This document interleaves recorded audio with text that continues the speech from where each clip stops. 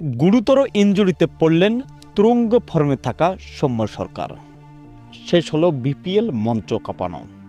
খেলা শেষ না হতেই মাঠ ছাড়তে হলো তাকে।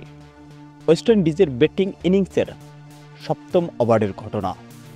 স্ট্রাইক প্রান্তে রুবেন পাওয়েল স্লিপে খোঁচা দিয়ে মারতে গেলে বলটিতে ক্যাচ ধরার অধিক চেষ্টা আগ্রহ করেন সৌম্য সরকার, কিন্তু তার আগেই বলটি তার আঙ্গুলের সঙ্গে লেগে গিয়ে ইনজুরিতে পড়ে সাথে সাথে মাটিতে লুটিয়ে পড়েন।